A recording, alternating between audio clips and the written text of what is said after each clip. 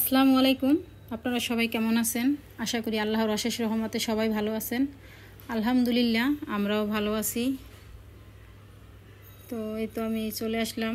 আজকে আমি কলমি শাক ভাজি করব, সেটাই এখন ধুয়ে পরিষ্কার করে নিচ্ছি। তো শাক এনে কালকে রাখা ছিল, পরিষ্কার করে বেছে একদম আমি ফ্রিজে রেখেছিলাম, সুন্দর করে পলিথিনে করে রেখেছিলাম যাতে আর নষ্ট না হয়ে যায়। তো এখনও সুন্দরই আছে।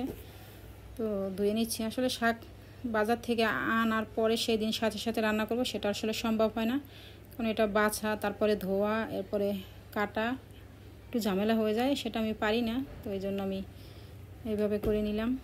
আর শাকটা তো অনেক ভালোভাবে ধুয়ে পরিষ্কার করে নিতে হয়। শাকে যদি কোনোভাবে একটু বালু থেকে যায় সে শাক আর খাওয়া যায় না।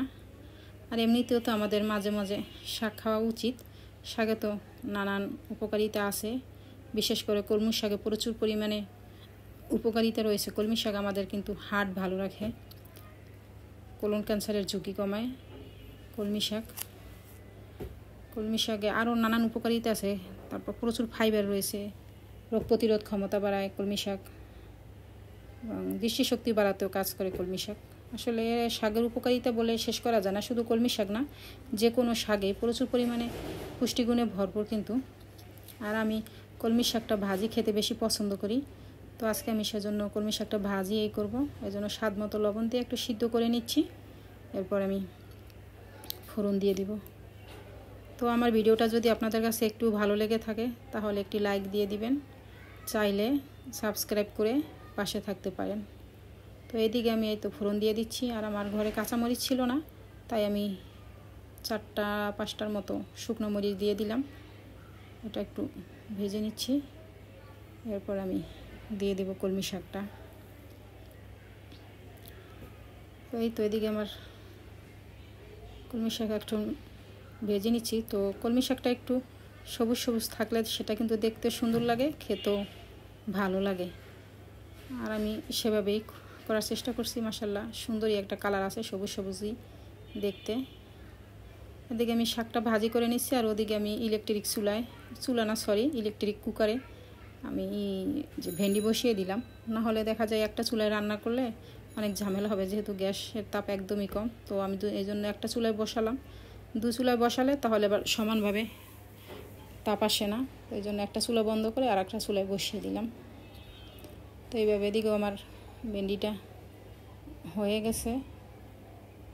আর আমি এখন রান্না করব গরুর ভুঁড়ি। তো এই জন্য আমি এই যে মশলাটা কষিয়ে নিলাম গরুর ভুঁড়ির জন্য। আর এখন ভুঁড়িটা আমি দিয়ে দেব। তো ভুঁড়িটা আমি আগে সামান্য হলুদ আর লবণ দিয়ে একদম ভেজে নিচ্ছিলাম, তাহলে যে ভুঁড়ির একটা বাজে স্মেল থাকে সেটা আর থাকে না।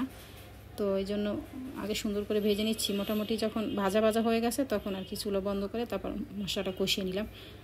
তো আসলে এইভাবে ভুঁড়িটা রান্না করলে যে একটা বাজে স্মেল সেটা আর থাকে না। আপনারাও চাইলে এইভাবে ট্রাই করতে পারেন। আসলে আমি আমার মতো করে করলাম। এই তো আমি অফ ক্যামেরায় একটা আলু কেটে দিছিলাম, ওদের পছন্দ আলু খাবে ওরা, তো ওদের জন্য চিন্তা করে একটা আলু দিয়ে দিলাম। তো এই তো এদিকে আমার হয়ে গেছে ভুঁড়ি।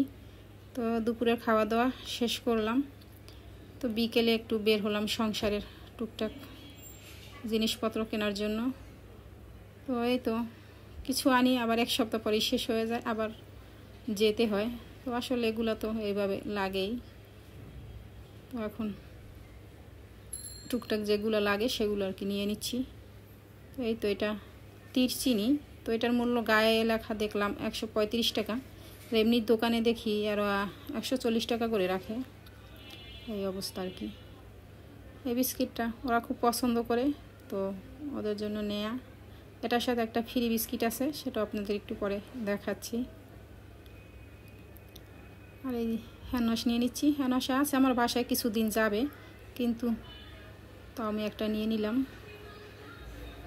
এই তো